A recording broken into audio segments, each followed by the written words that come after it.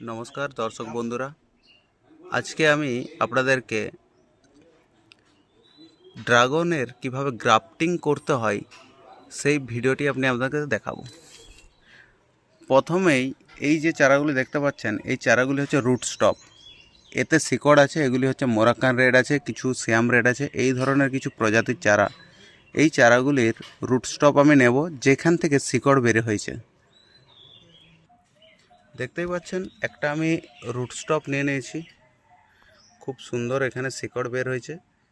আপনারা রুটস্টপ না নিয়েও অন্য কিছু ডাইরেক্ট কাটিং নিয়েও করতে পারেন, কিন্তু রুটস্টপ হলে আপনার গ্রাফটিংটি খুব তাড়াতাড়ি কিন্তু মানে লেগে যাবে বা সফল হবেন। এই হচ্ছে আমার একটা রুটস্টপ, আপনি দেখুন। এবার রুটস্টপ থেকে প্রত্যেকটি কাটা কিন্তু আমি এইভাবে বের করে নিচ্ছি। একটা ছুরি দিয়ে আপনারা এইভাবে বের করে নিন প্রত্যেকটি কাটা, কেননা পরবর্তীকালে এই কাটা থেকে যদি আপনাদের ডাল বেরোতে থাকে তাহলে উপরে যে গ্রাফটিংটি আমি করছি তার কিন্তু সেই ডালটি কিন্তু বড় হবে না, নিচ থেকেই এই সমস্ত ডালগুলি কিন্তু বড় হবে। সেই জন্য আমি এই প্রত্যেকটি কাটা কিন্তু আমি ছাড়িয়ে নিচ্ছি।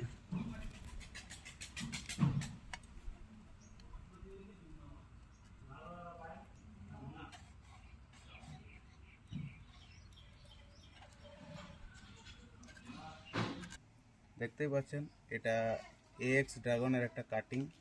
এই কাটিং থেকে আমি এই যে এটা হচ্ছে মোরাক্কান রেড, তার রুট স্টক দেখতে পাচ্ছেন কিভাবে শিকড় বেরিয়েছে। আর এতে আজকে ডেট দিয়ে এই চারাটা এইখানে আমি কিন্তু গ্রাফটিং করব, দিয়ে আমি দেখব এটাতে সফল হয় কিনা। আশা করি 100% সফল হবে। তবুও আমি আপনাদেরকে কিভাবে করতে হয় তার একটা ভিডিও তুলে দিচ্ছি। প্রত্যেকটি কাটা কিন্তু আমি খুব সুন্দরভাবে তুলে একটু পরেই আমি সাব ফাঙ্গিসাইড পাউডার আছে সেটা লাগিয়ে দেবো। সবার আগে আমি কিন্তু এটা গ্রাফটিং কিভাবে করতে হয় সেটা আপনাদেরকে দেখিয়ে দিচ্ছি।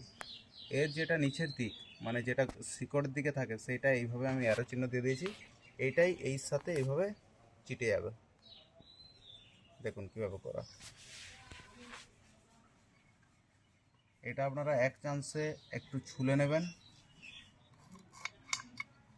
দেখুন এইভাবে ছুলে নেওয়ার পর ঠিক এর বোনটা আর এর বোন একসাথে কিন্তু টাচ করাবেন।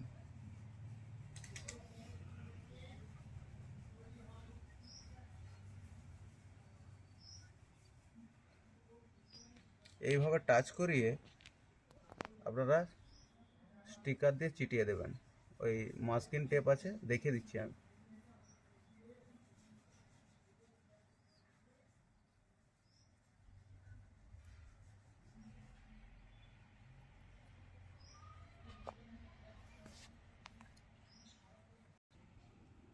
এইভাবে এই মাস্কিং টেপটি আছে, এটা হচ্ছে মাস্কিং টেপ। এটা আপনারা মার্কেটে পেয়ে যাবেন, যে কোনো হার্ডওয়্যার দোকানে এটা আপনারা পেয়ে যাবেন। এইভাবে মাস্কিং টেপটা আগে এই কাটিংটার উপর লাগিয়ে নেবেন। লাগিয়ে নেওয়ার পর এই রুট স্টপটার উপর ঠিক এর বোন এই বোনটার সাথে টাচ করাবেন। এই যে বোন আছে এই বোনটা আর এর যে বোন আছে এর বোনটার সাথে ঠিক সোজাসুজিভাবে বোস করিয়ে এটা কিন্তু চিটিয়ে দেবেন। দেখতে পাচ্ছেন এইভাবে কিন্তু আমরা এই টেপটা দিয়ে এইভাবে কিন্তু জড়িয়ে নিয়েছি। এটা আশা করি 15 দিনের মাথায় এইখান থেকে ছোট ছোট ব্রাঞ্চ বেরিয়ে আসবে, সেটি কিন্তু আপনাদেরকে আপডেট দেব। তার আগে এই যে যেগুলি আমি কাটাগুলি ছাড়িয়েছি এই কাটাগুলিতে আমাকে ফাঙ্গিসাইড লাগাতে হবে। ফাঙ্গিসাইডের পেস্ট আমি কিন্তু লাগিয়ে দেবো, সেটাও আপনারা দেখুন, আপনারাও লাগিয়ে দেবেন। তারপর এটা একটা পলিথিনে ঢাকা দিয়ে এটা গার্ডার বেঁধে দেবেন। এইভাবে আপনারা একটু গাঢ় করে এই সাব ফাঙ্গিসাইড পাউডারটার পেস্ট বানাবেন। বানিয়ে আপনারা প্রত্যেকটি যতগুলি কাটা আপনারা তুলেছেন সেই জায়গায় দিয়ে দেবেন, কারণ এতে ফাঙ্গাস লাগার একটা সম্ভাবনা থেকে যায়। যদি লাগিয়ে দেওয়া হয় সেই সম্ভাবনাটা একদম 0% হয়ে যাবে। সম্পূর্ণ কাজ শেষ, আমি গ্রাফটিংও করে দিয়েছি, এখানে আমি সাব ফাঙ্গিসাইড পাউডারও লাগিয়ে দিয়েছি। সর্বশেষ সর্বশেষ এই জায়গাটায় কিন্তু আপনারা ভালোভাবে ফাঙ্গিসাইড লাগিয়ে দেবেন। বাস, এটা অলমোস্ট কমপ্লিট। এরপর এরকম একটা প্লাস্টিক নেবেন, প্লাস্টিক কিন্তু এর উপর দিয়ে আপনারা 4-5 দিন রেখে দেবেন, কেননা এই জায়গাটা যাতে জয়েন্ট হয়ে যাবে, শিশির যাতে না লেগে ভিজে যায়, তার জন্য এটা দিয়ে একটা গার্ডার আপনারা দিয়ে দেবেন।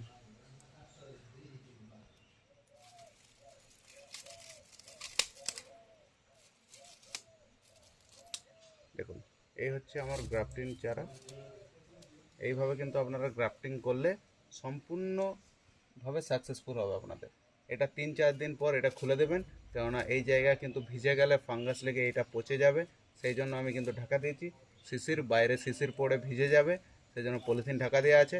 এটা দিনের বেলা খুলে দিতে পারেন, কিন্তু রাত্রেবেলা আপনাদেরকে ঢাকা দিতে হবে। অলমোস্ট আপনারা 3-4 দিন ঢাকা দিয়ে রেখে দিন, আপনারা এই জায়গা থেকে এটা জয়েন্ট হয়ে যাবে। এটা পুনরায় মাটিতে লাগিয়ে দেবো। এখান থেকে 15 দিনের মাথায় এখান থেকে আপনাদের নতুন ব্রাঞ্চ বেরিয়ে আসবে। নিচেরটা হচ্ছে মোরাক্কান রেড বা সিয়াম রেড বা যে কোনো একটি রুটস্টপ নেবেন আপনারা। এই রুটস্টপের মাথাটা কাটবেন, মাথাটা কেটে এই যে মাথাটা আছে এই যে কোনো ভ্যারাইটির গাছ আপনারা বসিয়ে যে কোনো সহজভাবে আপনারা গ্রাফটিং তৈরি করতে পারবেন।